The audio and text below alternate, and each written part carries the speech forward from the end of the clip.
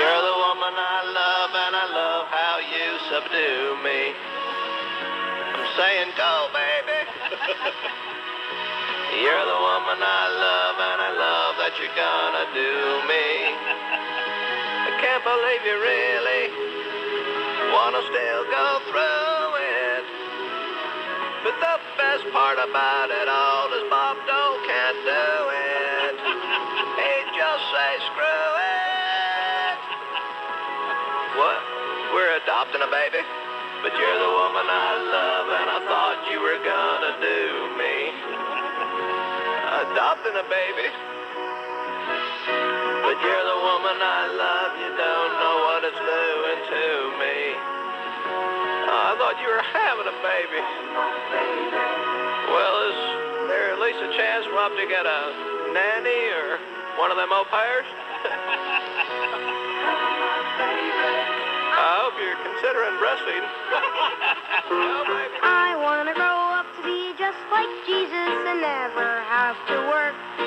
Just travel around from town to town, wherever evil lurks.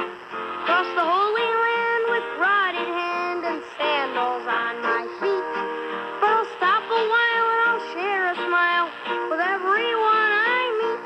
Imus in the morning. Favorites than an attractive young man. Yeah. Pat O'Brien. Good morning, Mr. O'Brien. You know, I'm comfortable enough with my manhood to hear you say that again. How's Linda and Sean? Linda and Sean are fine, thank you. In fact, Sean and I were riding to school one day not long ago and heard you on KOGO out in San Diego. We turned it on. I said, yeah, I'm on finally in Southern California. We turned it on. And I think you called me a moron. You ripped my hair. Well, I don't know what Sean said, Daddy, who's that? I said, it's a friend of mine. Your radio sounds fun in the morning. You're listening to Imus in the morning. Good morning, Vic. Hi, Imus. Okay, tell me what Pat O'Brien looks like. He's tall, wears glasses, well-dressed, double-breasted suits a lot. How's his hair? Thin on top. You win the tickets. All right, Imus. Hey, Beck, don't come 1 foot near me. Imus in the morning. Touchy on it. Yeah. Sports Radio 66, WFAN. If you're looking for a contemporary mid-song from Bill to Hillary. Wanna have a new baby?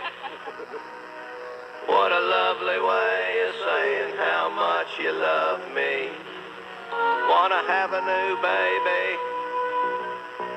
What a lovely way of saying you're thinking of me. Well, I can see it, that bundle you're holding. I can see my position in the polls, it's gonna be golden. Have a new baby. You're a woman in love and you're showing your true affection. Have a new baby. You're the woman who's gonna be sewing up my re-election. You screwed up health care. Your past is checkered. You almost blew it when you couldn't find them billing records. I'm a little hand-peckered. Now you're having a baby. You're the woman I love, and I love how you subdue me. I'm saying go, baby. You're the woman I love, and I love that you're gonna do me. I can't believe you really wanna still go through it. But the best part about it all is Bob Dole can't do it. He'd just say screw it. What? We're adopting a baby? But you're the woman I love, and I thought you were gonna do me. Adopting a baby? But you're the woman I love, you don't know what it's doing to me. I thought you were having a baby. Well, is there at least a chance we'll have to get a nanny or one of them au pairs? I hope you're considering breastfeeding. All right, let's go to line 1, Lou. Talk to another goober, John from Hall River, North Carolina. Good morning, John. Well, what do you say, Don? How you doing, baby? I'm doing great. You need to know something about your audience down here in North Carolina. All right. We're number 3 in the United States in You are? Yeah. No way. You're kidding. Number 3. Well, Half of your audience lives in a trailer. If your radio sounds funny in the morning, you're listening to Imus in the morning. By the way, do you know what a North Carolina divorce and a tornado have in common? no. Somebody's going to lose a mobile home. Imus in the morning. Sports Radio 66, WFAN. They say you can't. Yeah, Imus in the morning. In your shorts, 2020 sports. 3 seconds, 2 seconds, 1. Colorado, how good does it feel? The Avalanche are going to play for the Stanley Cup. An exciting night in Denver and a tough loss for the Red Wings. Good morning. Mike Breen with sports. Mike Haynes the call on KKFN in Denver. Colorado beating Detroit 4-1 to take the Western Conference final in 6 games. A disappointing finish for the Detroit team that set an NHL record with 62 regular season wins. Well, doesn't, you got to get it done in the playoffs. That's right. It's a different kind of hockey. That's where it counts. And congratulations to Greg Batusic, that geek. Yeah. And fat Bob Bartolomeo of Westwood Entertainment, who should both be fired by the Zen Master. Because the station in Denver that we were on was sold, and a bunch of cheese balls bought it. They wanted to cut costs, and so they were paying an enormous amount of money for this program. It was, of course, worth it, but not in their estimation, so we are not on in Denver anymore. Although we are back on in Norfolk, and someplace else we're back on, right? The Norfolk, Virginia Beach area. And there's another place we're back on. That's right. Okay, boy, I forget. Doesn't make any difference. Don't worry about it. But we should be on in Denver, and they certainly not being able to get it done. And we have some huge news that we will be announcing here shortly on the Imus in the Morning program involving both radio and television. Whoa. And I haven't decided who I'm going to leak the story to. I think I'll leak it to Hinckley or my man at the Washington Post, Jeffrey York, who I love. You going back to VH1? That is huge. Some classics on those. So a tough way to end the season for the Red Wings. Imus in Washington's senior political analyst, the late Richard M. Nixon. Happy days are here again. The skies above are clear again. Guess who's in deep doo-doo again? Happy days are here again.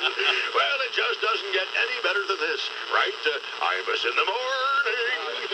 And if I may quote another dead guy who appears on this program, General Patton, God, I love it so. So let's see what we've got, okay? As I interpret it, it may be summed up in one simple phrase. 3 down, 2 to go. Jeez, I really sound as though I'm exulting today, don't I?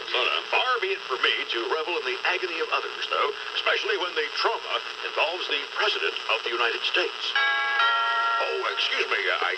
That'll either be the champagne or the stripogram lady Bob Dole was sending over. Yes, just set it down right over there. Nailed those goobers, didn't they? Got them by the shorts. And right when President Smug and President Me So Virtuous were absolutely convinced that Jim Guy and the couple from Planet Amnesia, the McDougalls, were going to walk.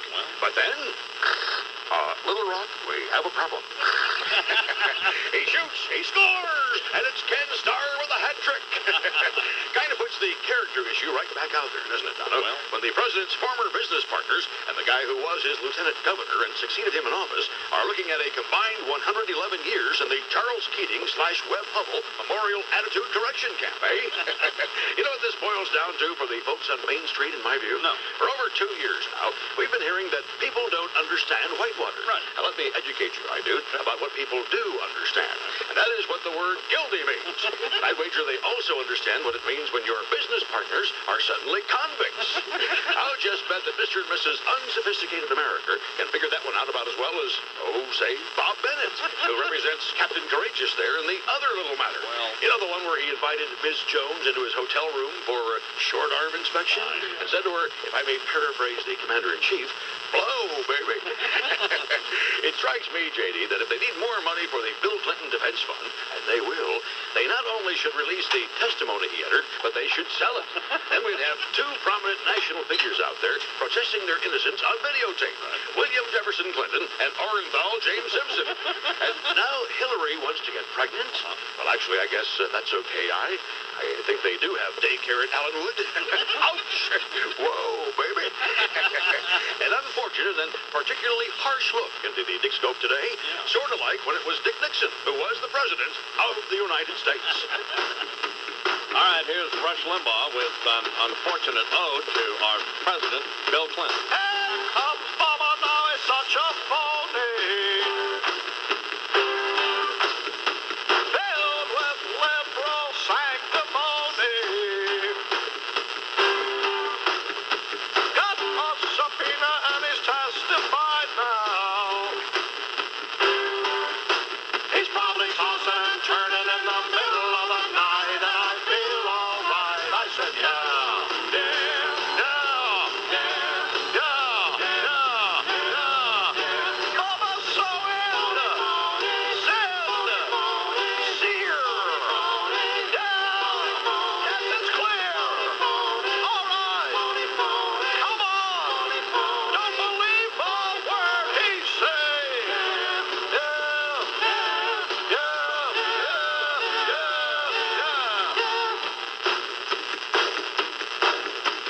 Like what a video testimony.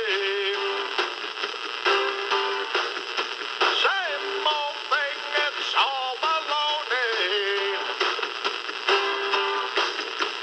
Cover for the wife and all her cronies. He can't stop now, he's such a phony, such a phony. Yeah, yeah, yeah, yeah, yeah, yeah, yeah. Mama, you're just phony, phony. No, good. Phony, phony. Yeah, phony, phony. All right. Phony, phony. Come on. Phony, phony. All right. Phony, phony. I said yeah, yeah. Yeah. Break it down now. Ooh, that Bubba's phony. Ooh, that Bubba's phony. Ooh, that Bubba's phony. Ooh, that Bubba's phony. Phony. Yeah. Yeah. Yeah. Yeah. Yeah. Phony, phony. Phony, phony.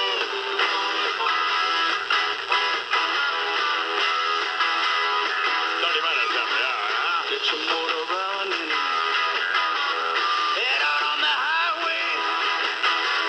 Looking for adventure. And whatever comes our way. Yeah, darling, go make it happen. Take the world in a loving place. Buy all of your guns at once and explode into space. Like a true nature's child. We were born to be wild. We can climb so high. I never wanna die. Born to be famous in the morning. Hit a gym guy and the McDougalls. The jury's done got back to their chagrin. The deliberating's over and the verdict has come in. Looks like it's gonna be a long time before any of them be buying money again. It's a sad, sad story about some Arkansas banking fraudulence. Thought it was all exculpatory, 'cause there really wasn't that much evidence. But they got caught with their pants down. That's what you get when the president testifies in your defense. Fought for exoneration, but it was to no avail. 'Cause instead of Bubba Clinton, the jury believed that David Hale. The moral to the story, if you're gonna be deceitful, you need the right pretext. So my advice to you, Miss Hillary, get your ducks in a row, 'cause little lady, you might be next. Fly Mississippi White Boy Fish Dupree with them whitewater birdie blues. Put your hand on the Bible, baby. Good God. 23 till the hour here on the Imus Morning program. Tom Freeman. Family Man, P-A-T-C-U-C-H-A-N-A-N, feeding on the liberals whenever he thinks he can. Pat Buchanan's here today with Imus on like that very much. That's very good. Good morning, Mr. Buchanan. Mr. Imus, how are you? That was just a terrific introduction. Well, Brian Lamb, Mr. Buchanan, has this thing about this program. We don't know what it is. So I was asking one of the guys from C-SPAN, I said, don't you get complaints occasionally when we're on? He said, well, actually not that many, so maybe things are improving. Well, maybe their audience isn't that big now. If your radio sounds funny in the morning, you're listening to Imus in the morning. Washington Bullets are having a rename the team contest. Team officials say the card nickname the Bullets suggests street violence and has nothing to do with basketball. Meanwhile, we're going to still go with the Washington Redskins. Yeah. About the Washington crack pipes. Imus in the morning. Sports Radio 66, WFAN. During his campaign to regain political viability, here is the billionaire industrialist and grassroots reformer, H. Ross Perot. Correction, Amos. I already got my viability back. All right. And you're the proof of the pudding. Congratulations on getting out of your recipe for disaster and getting with the program. How long have I been telling you that when you get down where the rubbers litter the road, or however that saying goes, that there wasn't a dime's worth of difference between Bill Clinton and Bob Dole? On the one hand, you got a dissembling, prevaricating hayseed with a vocabulary, Clinton. And on the other side, you got somebody who looks like they dug him off the side of a mountain in Peru where a bunch of pagans laid him out 500 years ago. No, sir, there's only one way to go, and I'm glad you finally figured it out. H. Ross Perot, little man, big ideas, and he won't hump a mummy on it. Unlike our current commander-in-chief, Amos. A Martian, maybe, but a dried-out old mummy? Never. But that does reveal something about Bill Clinton, don't it? Paula Corbin Jones and Jennifer Flowers is one thing, but a man who will hump a mummy will also hump you. It's just sad. Makes you wonder what him and Hillary would adopt if they could, don't it? What are they going to use for an adoption agency? A cemetery? A couple of very disturbed people, Amos. And here's another deal. How come every time I see Bill Clinton doing some military chore, you know, laying a wreath or this or that, he seems like he's walking through an Arthur Murray dance studio routine? He looks about as comfortable as Bob Packwood at a ladies' temperance meeting with his shorts full of mud daubers, don't he? If I drop my drawers to get the mud daubers out, I'm dead. And if I leave them in there with my willy, I'm dead. Real dilemma for the boy, Amos. Real dilemma. And especially when your political opponent, Bob Dole, is a true war hero. But what war? The Peloponnesian? He's older than fried water, Amos. Hell, it don't take a village. It takes a mortuary. And will somebody tell Bob Dole to stick in a preposition now and again? I mean, if he ever comes up with something to say. Because right now, he sounds like what you'd get if you crossed George Bush with a stroke. Can't make head or tails of it. Well, you know what I'm going to do with my presidency when I get in there, Ames? No. Privatize it. Get the damn thing out of the fickle hands of the public. Run her like I run Perot Incorporated. Get under the hood, tear out a bunch of stuff like the AC and windshield washer and all that other extraneous junk, fire the travel office, and drop the big one on them snotty-ass French. Never liked them years ago, don't like them now. That there's foreign policy, Ames. Anyway, you know what I'm talking about? No. Neither do I. Here's your soundbite. I'm using it for my revitalized bumper sticker, Ames. If you really want some serious change, vote for the runt who's seriously deranged. That'd be me, Amos. H. Rap Brown. Much obliged for having me on your show. The little Martian who now has my support, at least, well, for the time, until something else happens. Oh, okay. So anything happens. Frankly. Hello there. You're a registered nurse? I'm a registered nurse. And I've been listening to all the problems that you're saying that you're having, and I might have one or two solutions for you. Well, first off, I want to let you know that I have visions of becoming the nurse of the stars, and you're my stepping stone to this. Right. So you would come to my home and take care of me? No problem. I don't think so. Why not? I don't know. Are you afraid of having my hands on you? Well, If your radio sounds funny in the morning, you're listening to Imus in the morning. I don't think I want to be saying, Nurse Kurt. Nurse Kurt, could you bring me another glass of juice? Gotta have some more Snapple. Nurse Kurt, is it time to take another vitamin pill? Nurse Kurt, why are you naked? Imus in the morning. Sports Radio 66, WFAN. Running a biohazard suit, veteran broadcast journalist Walter Cronkite prepares to probe Hillary Clinton and her recent ruminations on a certain high-profile radio program host. The noted columnist Ray Harrison put it succinctly the other day, referring to First Lady Hillary Rodham Clinton's appearance on the Larry King live television program. In a word, Unbelievable. Well, this old, tattered, shop-worn, turmoil-tested guru of gazetteers says Mr. Kerrison has hit the target dead center in the billing record. What Ms. Clinton did, abetted by her bespectacled, suspendered, milksop interviewer, was nothing less than launch her re-election campaign for the co-presidency she lords over her sissified, dewy-eyed husband. After watching the hour-long mutual swoon between Mr. King and Miss Clinton, I suspect she'll be altering her name yet again to mark the onset of her second 4 years in office, from Hillary to Hypocrisy Rodham Clinton. As Mr. Kerrison noted, it was so bad, so disingenuous, that at one point, Hillary Clinton, fixing her face in its most unctuous motherhood mode, fluttered her eyes straight into the camera and denied that she's a liberal. Correct, Mrs. Clinton. And I'm not a washed-up, news-fried, white-headed, wrinkle-racked, award-awash, beaten-down veteran of the network news wars. Who the hell do you think you're kidding? Yeah. Of course, she was unchallenged in any assertion she made, no matter how incredible, because she was appearing with Mr. King, the puff-poof, which guaranteed at the outset that she would be free to say anything and explain nothing, thus carrying forward the basic tenet of the Clinton co-presidency. Through partial birth abortion, the two waited, and through Medicare and Medicaid, Travelgate, Whitewatergate, and on. Larry gazing at his guest with rapture, this angelic defender of the downtrodden and disadvantaged. And he effused at one point how Miss Clinton had been so terribly vilified by her critics. As the First Lady dropped her gaze demurely, bathed by the putrid swill spewed by the pathetic emetic of TV talk. Worst moment for this old reporter when Mr. King, gazing goo-goo-eyed at Ms. Clinton, asked whether there had been, quote, a lot of pain from Don Imus's remarks at the celebrated radio-television correspondence dinner. No, not really. Not personally, she replied in her best cookie-baking, it-takes-a-village tonal inflection. But I was stunned by what he said about other people. That did shock me. Yes, indeed, Miss Clinton. What the I-Man said about other people, the very same people who you suggested were so callous and zealous in their coverage of your co-presidency that they hounded Vince Foster and, more recently, Admiral Mike Porta right into their graves. Seems to me Miss Clinton has learned her lessons well at the knee of her flapjack husband, whose own book will be entitled, I Never Met a Side of an Issue I Didn't Like. But first, Miss Clinton, perhaps a sequel to the classic movie, Three Faces of Eve. You star, and we'll call it The Two Faces of Hillary. For Media Watch, this is Walter Cronkite. Thank you and good night. 1, 2, 3. 1, 2, 3. Imus in the morning.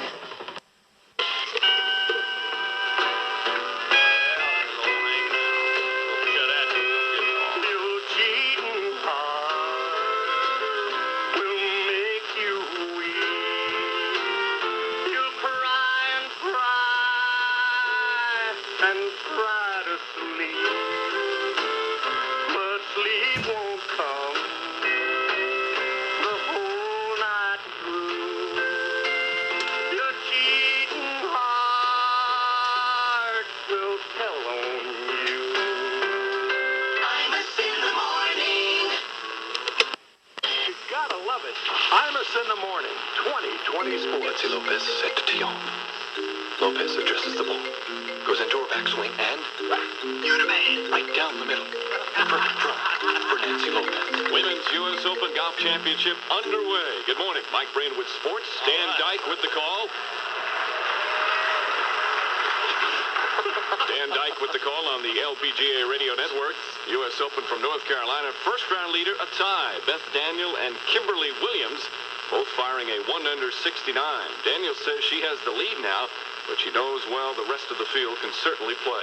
I have a great deal of respect for them. They play the game the right way. They'll tee off in just a short time to start round number 2. You're an idiot. NBA playoffs, Jazz force a Game 7. Last night in Utah, Jazz ripped the Sonics by 35 points.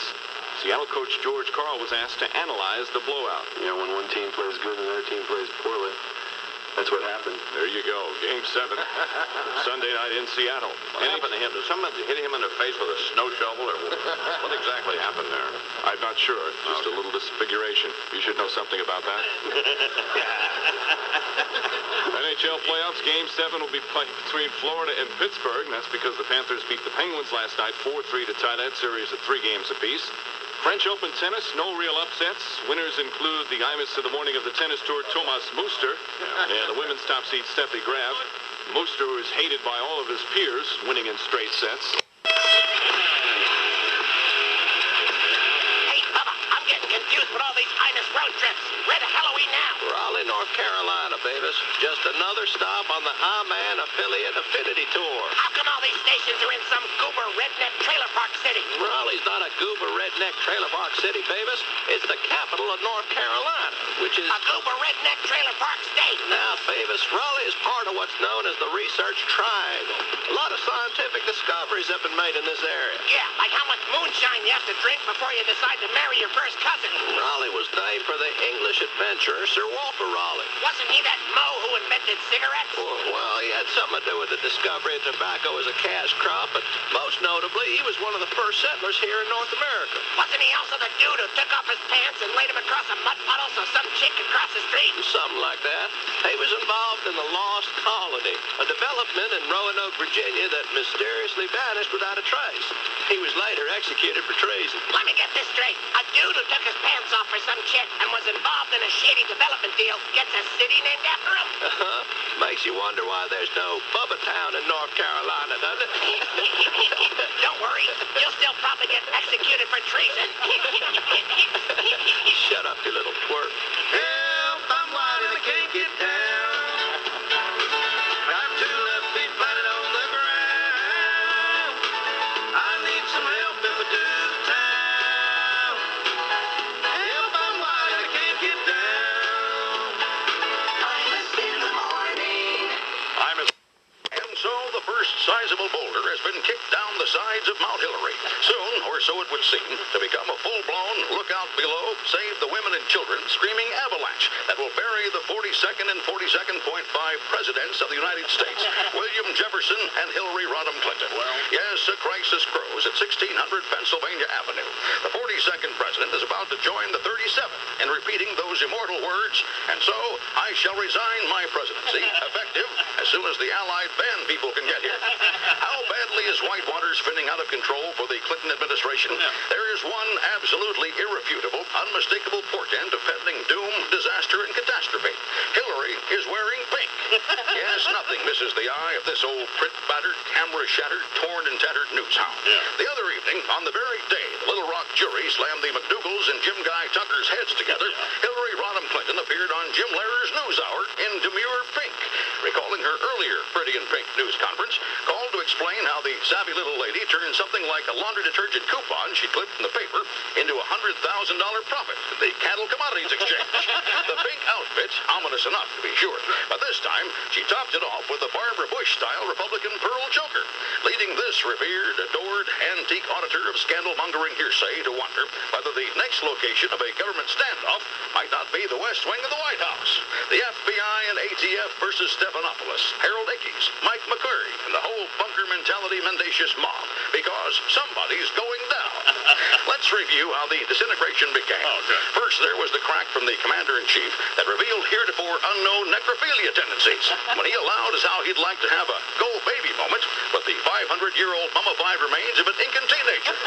Then, the bonehead brainstorm hatched to enable the president to duck the Paula Jones sex suit, employing much the same methodology that enabled him to duck the draft. Then, in a transparent attempt to deflect all of that negativity, there was the effort to float what I'm defining as the Sally Struthers strategy.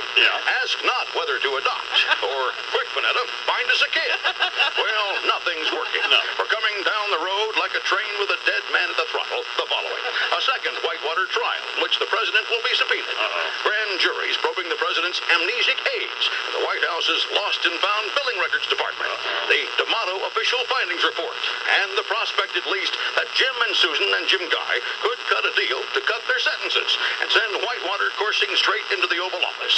The bottom line, get a rope for the dope from hope. And that's the way it is. For Media Watch, this is Walter Cronkite. Thank you and good night. All right, here now on the Imus in the Morning program, this one going out from Bill to Hillary. Wanna have a new baby? What a lovely way of saying how much you love me. Wanna have a new baby? What a lovely way of saying you're thinking of me. Well, I can see it. That bundle you're holding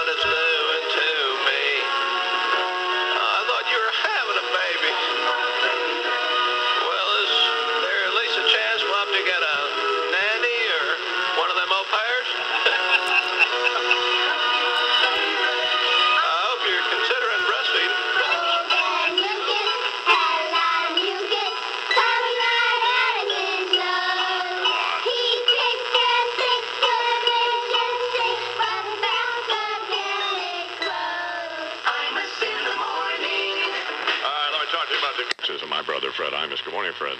Good morning. I don't have any patience, so make it quick.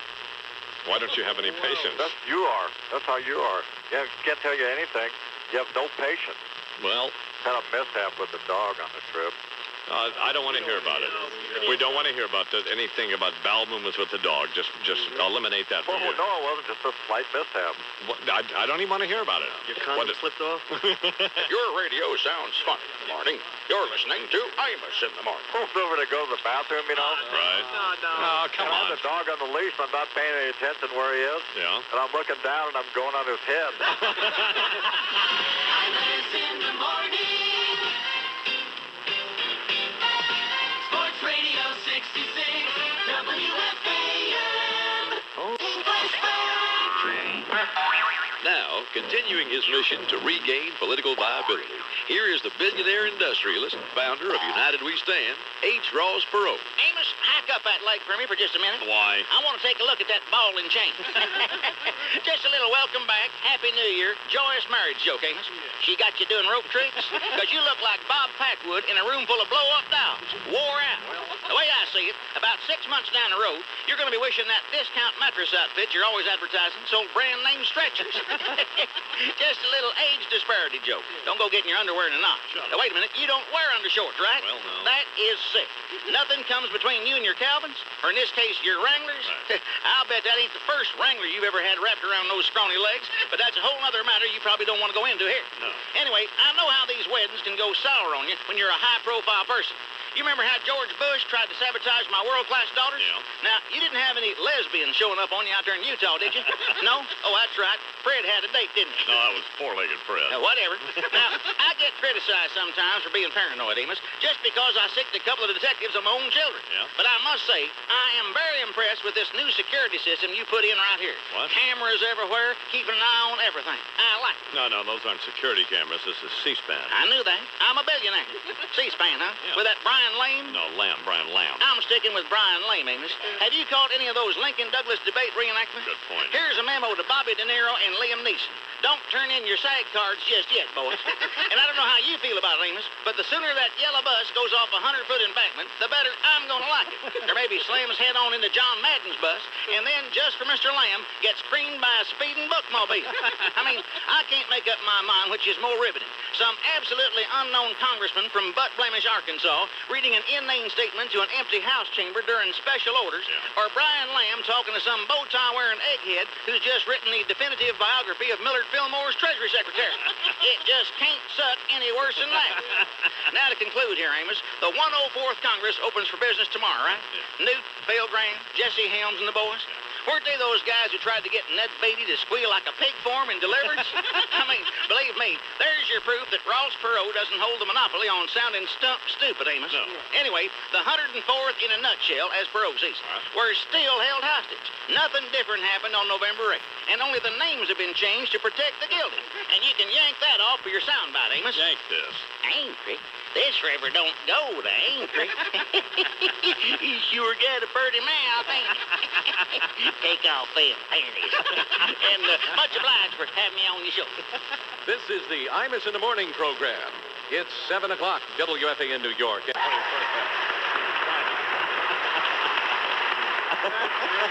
That's terrific. Thanks, Mr. Mayor. Leah Rabin, widow of assassinated Israeli Prime Minister Yitzhak Rabin, says if Netanyahu does in fact win the election, that she just may pack her bags and leave the country. Oh, come on, baby. Lighten up. The state of Arkansas learns today, come on, baby. Okay. Leah Rabin, the widow Rabin. Come on, baby, lighten up. Leah Rabin. You are an idiot. You are an idiot. You are an idiot. Chill out, Mike. Come on. Chill, Mama. If your radio sounds fun in the morning, you're listening to Imus in the morning. Here's what I don't need. She's my ear doctor, and I'm going to continue to go see her. But she looks at my ear, and she goes, ew. I don't think I need. Well, we don't need to even go on with this conversation. No. Good thing she's not your proctologist. Imus in the morning. Sports Radio 66, WFAN. Hi, I'm Karen, and this is my... Sports Radio 66, WFAN, New York. are back for our final hour, final round here at Sports Radio 66 WFAN. Richard Neer till 10 o'clock. Dog will be here at 10. Got the Mets and Dodgers coming up in a late game this afternoon. 10 o'clock, the Dog is next. Thanks to Sam Rosen and thanks to Mike Hayes. And we'll be back with you next weekend. Have a good one. Sports Radio 66, The Fan, WFAN. So occasionally Bernard will call one of these morons who does one of these talk shows on this radio station, WFAN in New York, pretending to be, one of the callers, like Antoine from the Bronx. Antoine in the Bronx. Antoine, how are you? Hey, yo, Joe Benigno, man, what's up, man? What's up, baby? Long time listener, man. Yo, turn the radio down on the air, man. What's up, Joe? Do you know why I'm upset, man? Why are you upset? Yo, in a melting pot here we call New York, we can't get a black coaches, no black quarterbacks, no black pitchers, no black nothing, man. What's up with that? You got to get a brother in there for the big brothers, you know what I'm saying? Don't cut me off because I'm black, you know what I'm saying? If your radio sounds funny in the morning, you're listening to Imus in the morning. I hear you speaking on a lot of hockey issues, too, you know what I'm saying? I don't like hockey, you know what I'm saying? Well, that's your prerogative. You know, because in hockey, the only thing black is the puck, and they be smacking that around. Imus in the morning on the Fan, Sports Radio 66, WFAN. WFAN New York, an Infinity Broadcasting Station. WFAN 2020 Sports. Good morning at 10 o'clock. This is John Minko for New York Mets baseball. Sports Radio 66, The Fan, WFAN, New York.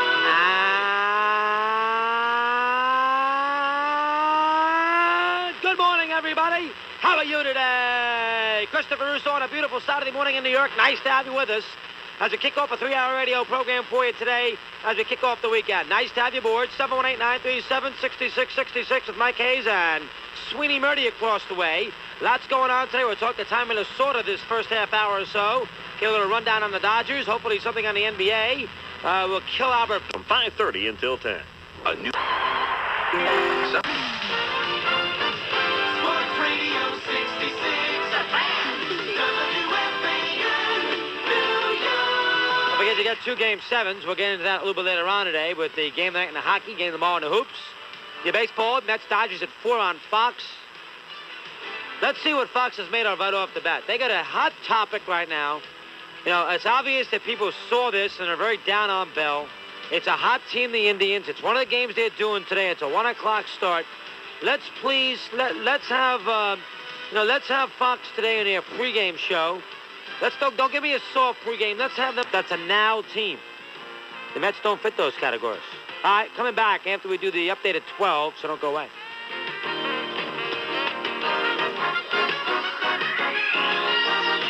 Sports Radio 66, The Fan, WFAN. Are you ready? Joe Tollison with 2020 Sports on WFAN, the flagship station of Imus in the morning, weekdays from 5:30 till 10. Sports Radio 66, The Fan, WFAN, New York. The right of the runner. Hey, Herb, score. Indian play-by-play guy. Wake up, will you please? Right of the runner? Oh, my fanny, the right of the runner.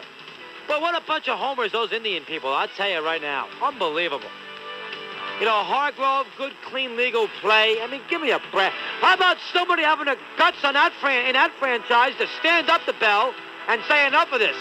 How about one person in that franchise, whether the owner, the general manager, the manager, a broadcaster, somebody have the right, have the guts to stand up and say, you know what, enough is enough on this player. Tonight, ESPN, tomorrow at 7, Seattle and Utah. Mets at Fox, the Yankees on MSG, Mets on 9 tomorrow, Yankees on MSG tomorrow. Enjoy. Adios. Sports Radio 66, The Fan, WFAN. For New York Mets baseball. Sports Radio 66, The Fan, WFAN, New York. And on a glorious Saturday afternoon from Shea Stadium. Good afternoon, everybody. 104 on the Fan. Bill Daughtry at 718-937-6666. Taking you right on up to Mets Extra this afternoon, 3:30 program with Ed Coleman as the Mets continue their weekend set with the Los Angeles Dodgers out here at Shea Stadium. Dodgers, of course, big winner last night, 10-3 on the homers by Piazza Carlos and Mike Blowers. Bobby Jones, I mean, don't make a big deal out of it. The guy just went out and had a bad game after a... First of all, here's the thing. I had a collapsed lung. And did I miss a day on the air, Charles? No, you didn't. So, damn it. So if you were a man... What? What is that all about? Go right ahead. Yeah, if you were a man, you would have come down here and faced off with Mr. Sanders, who seems like a charming guy, something you're not, Bernard. By the way, I don't know if Mr. Saunders knows, my two sisters both married black men. And I don't mean Brian Gumbo looking black. I mean some black men. Fine. Well, some black as the ace of spades, man. You know what I'm saying? How does but that doesn't make it legitimate for you to make these hideous racist remarks as you make. I didn't make any hideous remarks. I know you didn't. How about Maya Angelou? Attack her. She's the racist. She doesn't see any white faces on Jeopardy. If I didn't see any white faces in the NBA and I said that, I'd be the racist. Attack her. Good point. Well, now he's on his soapbox. That's a valid point. All right, please, Bernard, go take a nap, and we'll talk to you later. It's 22 minutes till the hour. Well, Larry, thank you very much for... Barry. And it's gone. It is gone. Oh, come on, man. By the way, my sister didn't marry any black men. Barry Saunders here on the Imus in the Morning program. Mr. Saunders writes for the News and Observer, and... I really am... here's the thing about you, Bernard. What's up, yo? If you'd have been down and given that speech in Washington, and you'd have turned around and the president had been glaring at you, you'd have got down on your knees and gone, oh, I'm so sorry. So you are... Both Charles and I have lost an enormous amount of respect for you. For not being man enough to come down here and face the music. I would have loved to have been down there. Slap Mr. Saunders silly. You wouldn't have slapped anybody silly. He's about 6'4". You're not going to slap anybody silly. That's all right. So today, whether Imus in the Morning, 2020 Sports. Russell gets off the three. Won't go. Game is over. The Sox are on their way to Chicago. Here they come with a 90-86 win over the Jazz in the 7th game of the Western Conference Finals. The Sonics, after a 17-year absence, are back in the bus, baby, and we're on our way to the Windy City. A fairly exciting night in Seattle. Good morning. Mike Breen with sports, sponsored by Northwest Airlines. Kevin Calabro with the call. Of Game 7 last night, Sonics beat the Jazz to advance to the championship round with the Bulls. Jazz coach Jerry Sloan took the loss hard. It's just a basketball game. Big game. Well, that's good. That's a good point, yeah. Sure. That's what it is. So I watched the Tony Awards last night because I didn't want to go downstairs, and neither did Mrs. Don Imus. So, Deirdre Coleman. Yes, that would be her name, wouldn't it? Yes, it would. Monsters downstairs? What's the problem? Yes. So, yes, you're afraid of the monsters downstairs. So, but I was able.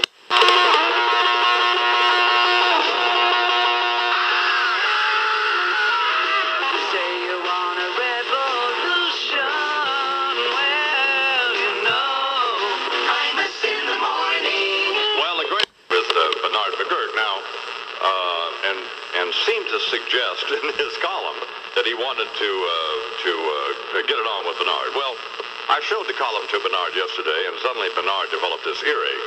That's a lie.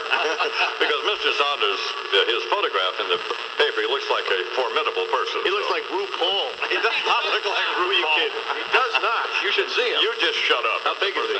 He's a big guy. He's about 6'4". My brother. What's up?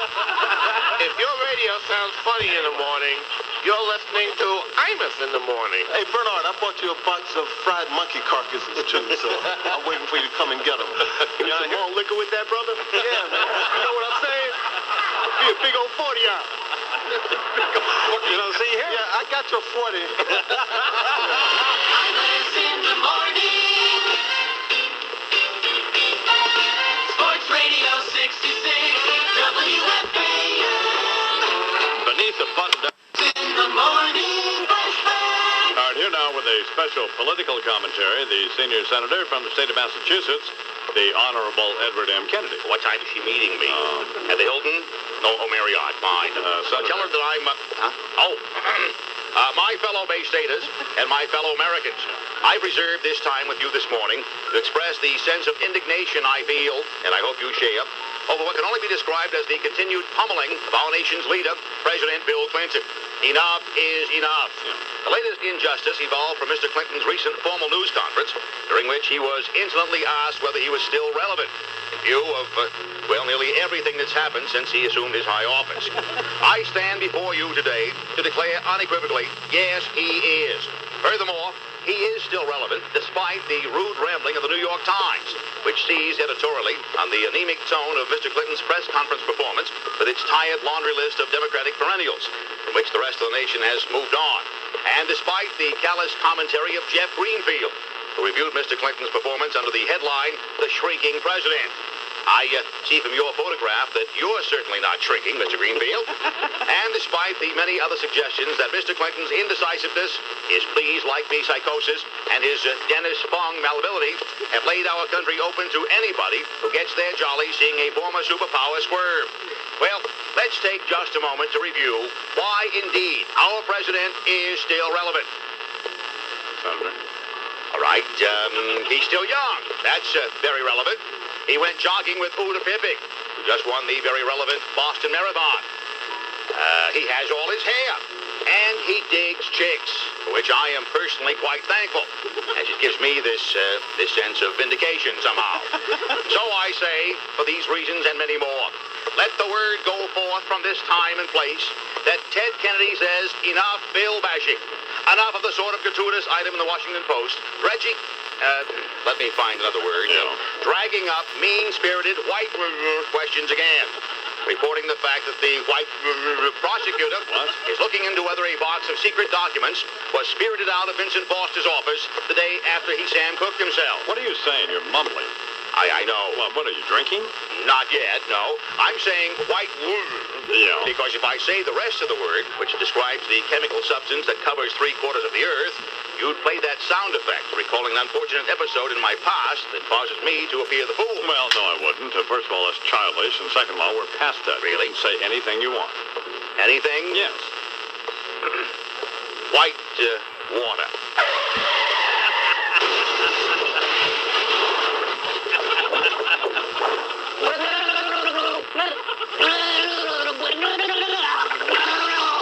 Senator? Yes. Is there anything else you'd like to say? Just one thing. Told.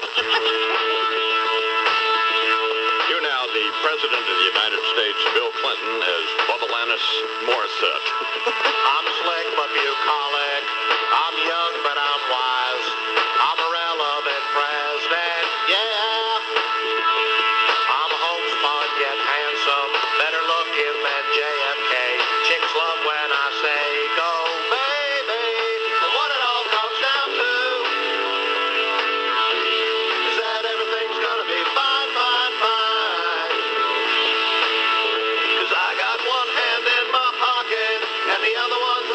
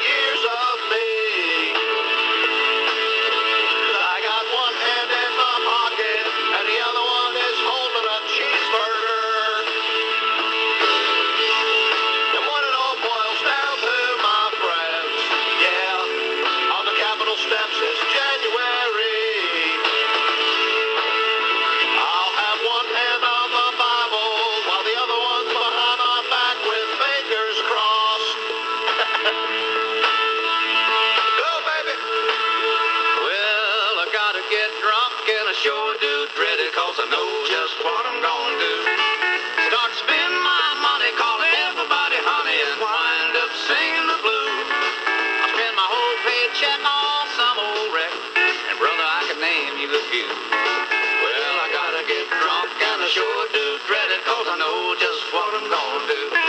Well, I gotta get drunk, Lord, I can't stay sober. There's a lot of good people in town.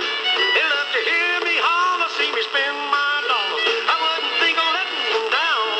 Well, there's a lot of good doctors keep telling me, George, you better start slowing it down.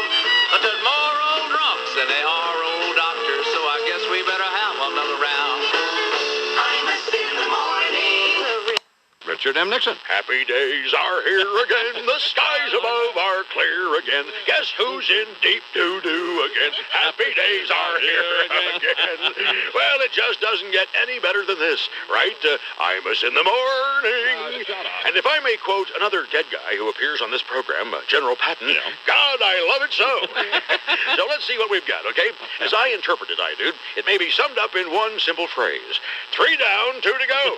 Jeez, I really sound as though I'm exulting today, don't I?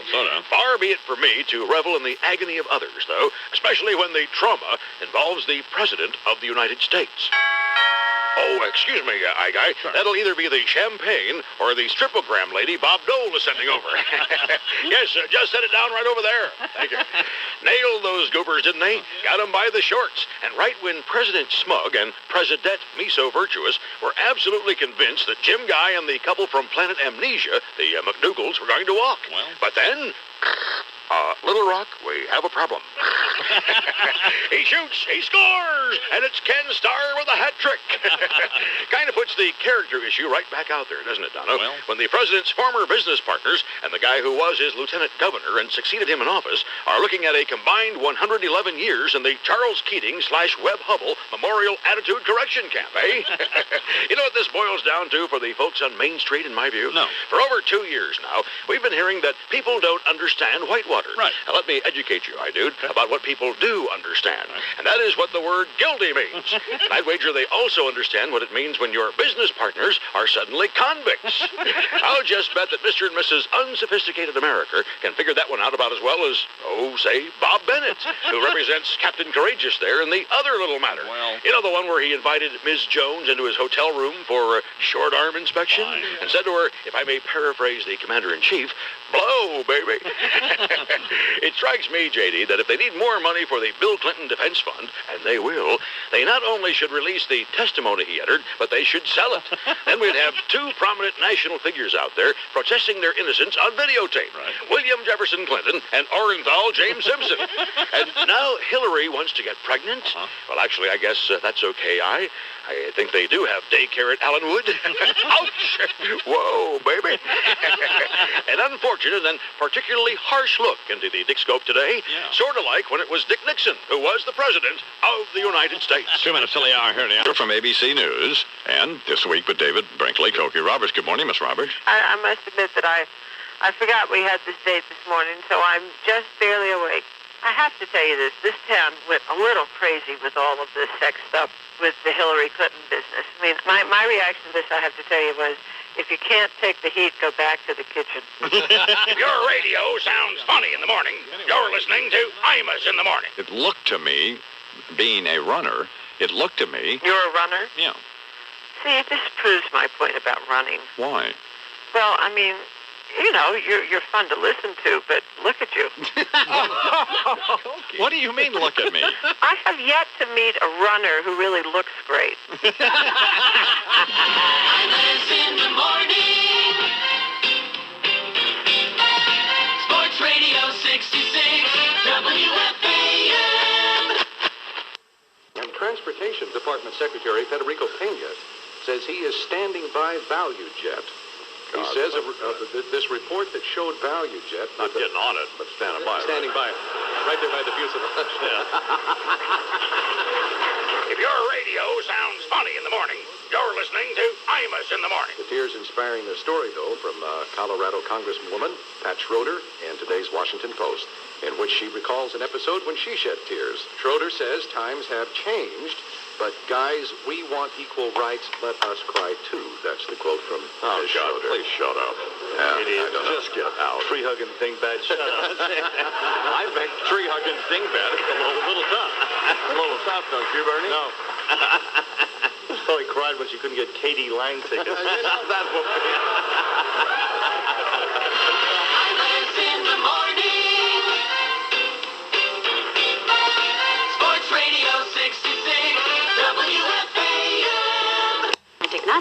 Plan Highway Patrol. Hi, I'm Imus in the morning. It is 20 minutes past the hour. Our traffic reporter, Eileen Marchese-Cohen. In the morning, 2020 sports. Let's go to the audio tape. Bowlers are set now to pitch. And it's a line drive caught by McGriff. Double play. The game is over. Mets lose to the Braves in Atlanta. Good morning. Mike Breen with sports. Bob Murphy the call on WFAN in New York. Mets were leading the great John Smoltz and the Braves 4-1. But the Braves stormed back, and manager Dallas Green didn't sound so good afterwards. We thought we could compete. You know, I thought Izzy was on his game, and we scored the extra runs. I thought it was, I thought we had a good chance to beat him. We chased him out there. We didn't take advantage of the rest of their bullpen. Their bullpen made the pitches. Ours didn't. Well, he needs some rest. That was awful. Well, they didn't win. Man, no, who cares about wins and losses? This man doesn't sound good. Other games, St. Louis blamed San Diego 3-0. Sounds like crickets. A frog in his throat. Of course, he's not doing sports on the Imus morning program either, is he? What does that mean? Well, just get with it here. Lashing out already, are you? Yes, I am. St. Louis playing San Diego 3-0. Manager Tony La Russa says they've had some great pitching. You cut out one sluggish period, and our pitching has been good. Just that sluggish period. You cut out about 60 losses, and you'd be in first place. Well, stupid way to look at it. They've got to press on here. Things will get better. That's all right. Yeah. Cincinnati lost at home to San Francisco 6-3. Milwaukee lost to Texas 9-6, but our Minnesota Twins beat California 9-3. Well, it's soon to be our California. Probably it is now. It is now our California Angels, right? Oh, okay. Yeah. So, yeah. Wow. Too bad. Her name was Sheila. We used to go to Sunday school, and every day Sheila would say, "Do you want to come out and play?" And I'd say, "I'd love to, Sheila, but I can't, because your dad works for my dad." Your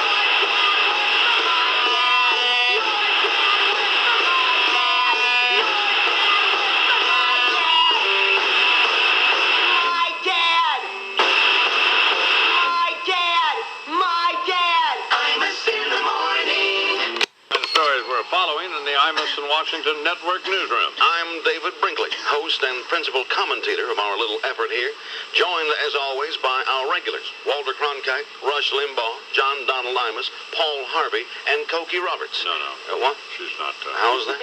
She says that basically we suck? Right. Oh, well. Okie dokie, no Cokie. Here now, the news. And first to Senate Majority Leader Bob Dole's speech in Detroit of yesterday, in which his challenge to President Clinton to balance the federal budget lost impact, observers said, because the senator, in his effort to assume a more casual and relaxed demeanor, appeared before his audience not only tieless, but also shirtless and pantless, wearing only his underwear. Here's some of what the senator had to say in his remarks. Nothing to hide, jockeys or boxers. Bob Dole wants the people to have a clear understanding. Got to balance that budget. Got to move that ball. Question's how. Not hard to figure. Shut down some entitlements. Who's entitled to anything anyway? No free lunch. Had to get out of the Senate. Bob Dole was getting beaten half to death by Chris Dodd, Bonner, that bunch. Been wounded once. That was enough. Federal budget, balance it. Got to ride that horse. Time's running out for the budget and for Bob Dole. Can't mask it. I'm looking at the casket. Tell you what, if anybody sees an issue out there, send Bob Dole a fax, okay? Thank you. Thank you very much, Des Moines. No, it's Detroit, Senator. Yeah, well, whatever. Meantime, the man Senator Dole is challenging President Bill Clinton continued steering toward the political right, adopting more traditional GOP positions on a variety of issues. The president spoke to the matter in a briefing a short time ago for White House reporters. Hey, baby, wanna go out? Wait right there, honey. Gotta be willing to go with the political realities, Bend a little here. See the practical aspects of the other side. Be big enough to acknowledge when they've got a good idea, something helpful. I can do that. I don't think there's anything inherently wrong with that. So I've asked y'all to come here this morning so that I can announce to you Clinton Gore's opening its first campaign headquarters in a rush room. 2 o'clock this afternoon, Jordan, Montana. Y'all are invited. See you out there. Thank you. Thank you very much. Come here, Daddy. You look so good. Listen, baby, I want you to dress up like that mummy, all right?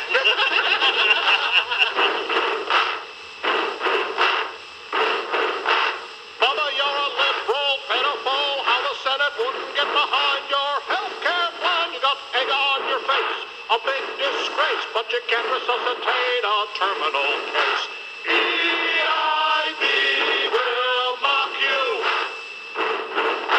EIB will mock you.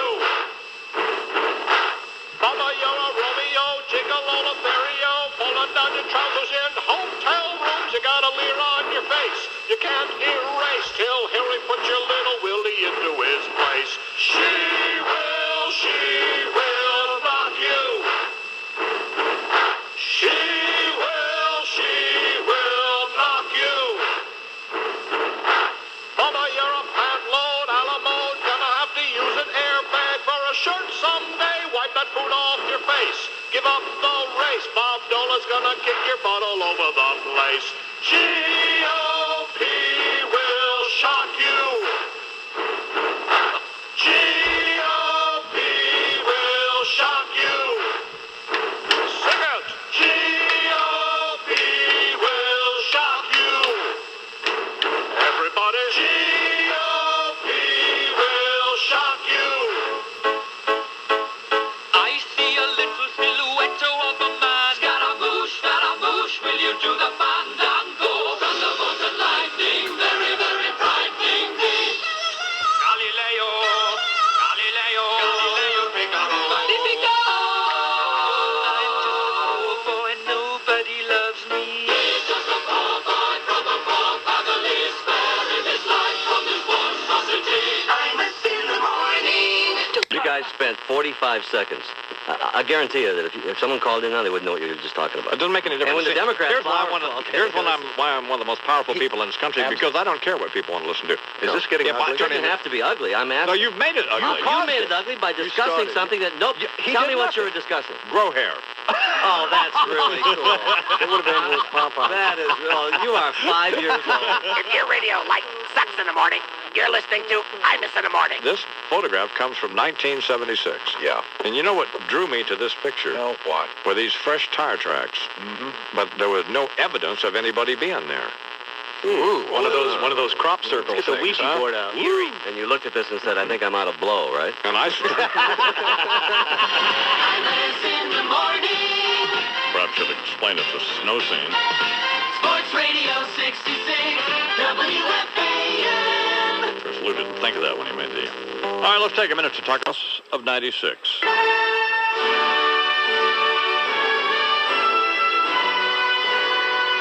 My friends, as I look out over this formidable assemblage of nascent burgeoning minds, I am greeted by a sea of faces filled not with eager anticipation, but rather paralyzing fear. I imagine that the relief you all feel after finally completing the requirements necessary for your various degrees must be superseded by the tightness of your collective sphincters, as you recognize you are now about to be thrust into the pit of despair, affectionately referred to as life. Many of you realize you will now achieve positions of power and influence, despite the fact that you are about as prepared to take on their concurrent responsibilities as the average value jet pilot is to take on a water landing. I'd offer you advice from the Desiderata, the time-honored inspirational poem often quoted at times like these. Yet I think your interests would be better served by suggesting that you pattern your life after a role model. And what better standards bearer than the President of the United States? Therefore, I will recite from the Bubbalanis instead.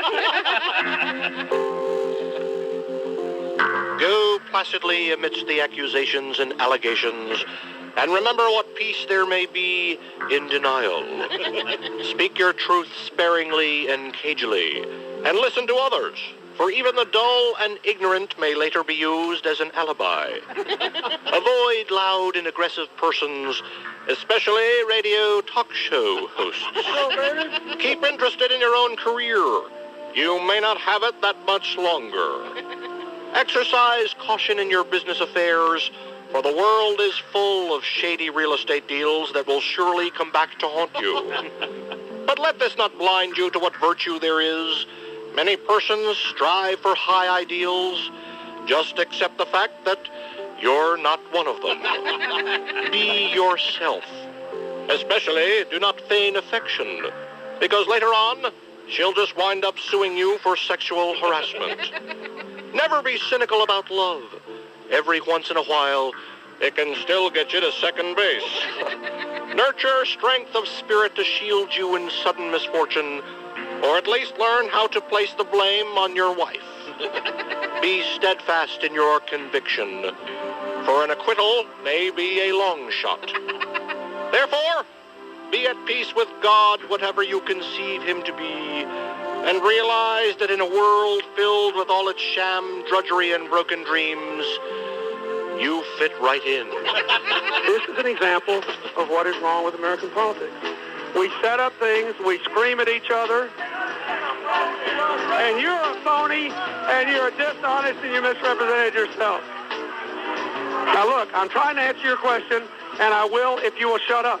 Tell your mama, tell your pa, gonna say my dog is so, no.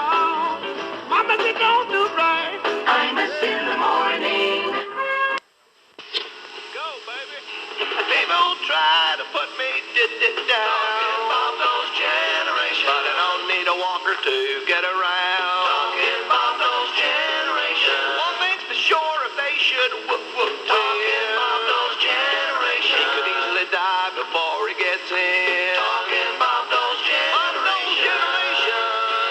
Bob Dole's generation, baby. Why don't you know he's passing? Probably can't hear a single word I say.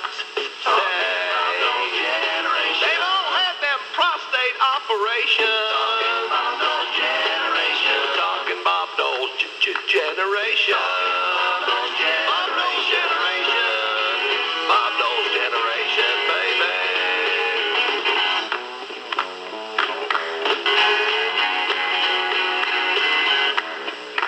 Go, baby. Been a century since they've been born. Those generations have to take out their teeth to eat cream. Talking about those generations. Plagued by chronic constipation. Talking about those generations. Talking about those generations. Bob Dole's generation. Bob Dole's generation, baby. Bob Dole's generation. Bob Dole's generation. Bob Dole's generation. They'll never be as cool as us. Talking about those generations. 'Cause you can't look hip when you wear a truss. Is that all you want to run the nation? Talking about those generation. Bob Dole's generation. Bob Dole's generation, baby. Bob Dole's generation. Bob Dole's generation. Talking Bob Dole's generation. Talking Bob Dole's. You skunk. Are you talking to me? Yeah. Pat O'Brien, the host of March Madness. And college football here on CBS. U.S. Open. You bald-headed skunk. That is a home number you have for me, and don't you yell at me. I call your number and I get No. no. That's not a home number because when I called, somebody answered and said Pat O'Brien's office. That's because Jaxie works at my office in my home. And how did you get me at 6 a.m. in Southern California? Is there an 05 in that number that you called, Bernard? Yes, there is. Oh, there are two 05s in it. Come on now. If your radio light sucks in the morning, you're listening to Imus in the morning. So congratulations on L.A. Oh, yeah, thanks, man. Well, what's interesting is that with Timothy Leary gone, you'll be the second drug addict to die here in Ohio. Imus in the morning. Sports Radio 66, WFAN. This is it, the last Imus in the morning. 2020 sports.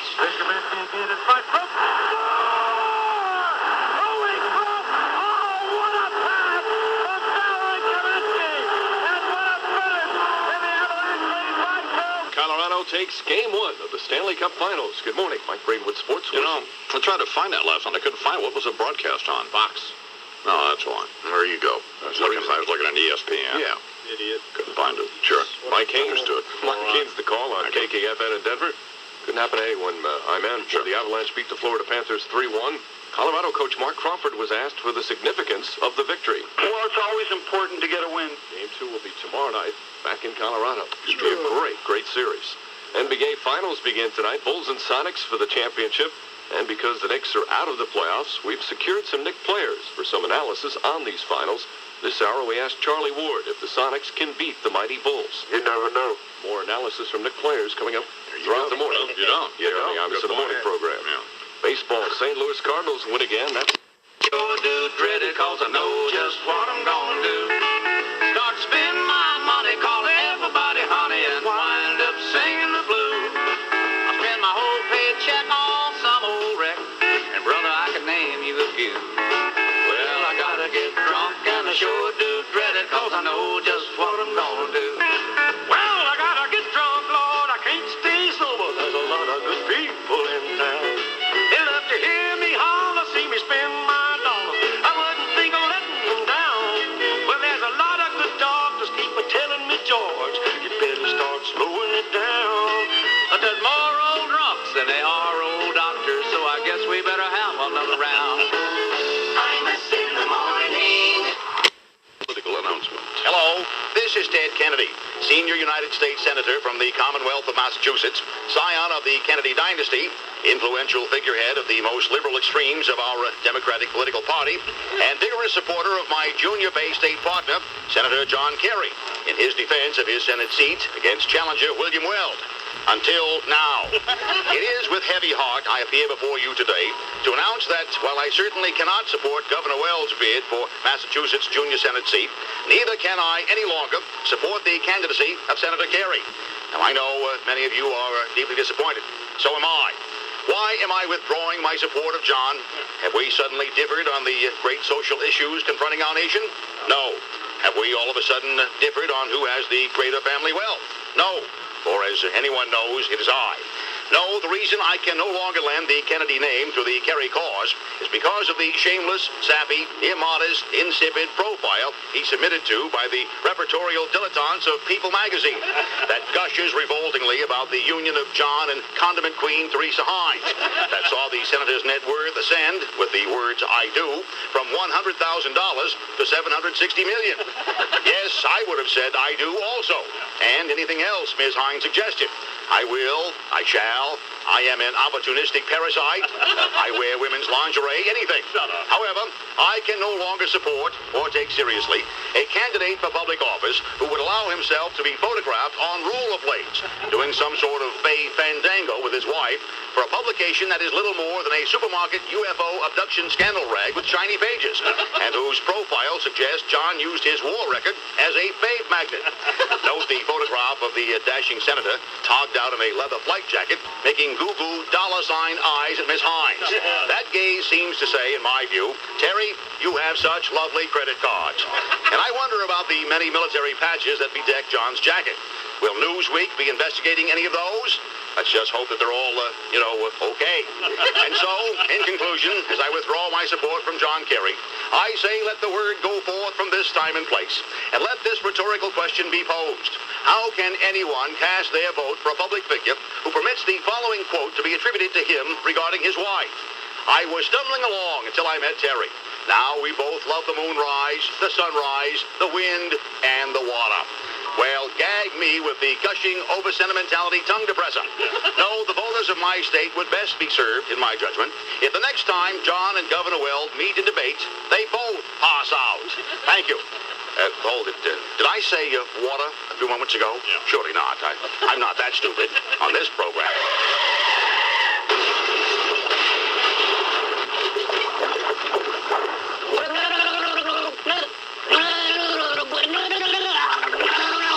You sucker. The preceding was a paid political indictment sponsored by Floatable Notables Advertising Incorporated. Ted Kennedy, Wilbur Mills, Gary Hart, Bill Colby, co-treasurers. Good morning, Governor Weld. Hi, man. How are you? I'm fine. How are you? Good.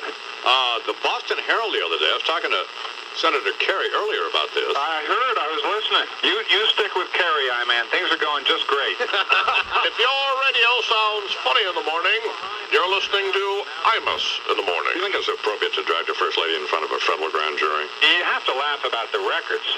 That's a great story showing up on the table. The dog ate my homework, dear. Well, I can understand how it would happen, though. the same thing happened to me a couple of years ago. A pair of tennis socks I was looking for. I was looking, and then suddenly there they were right under my feet, the tennis socks. So it can happen. Were they under subpoena, those socks? No. Well, wasn't any blood on those socks, was there, Governor? No blood on the socks. You know, it could have been a new cleaning service. Who knows? In the morning. Sports Radio 66, WFAN. To remind ourselves where we come from and to claim the future for ourselves and for our children. Today, our great Democratic Party, which has saved this nation from depression, from fascism, from racism, from corruption, is called upon to do it again.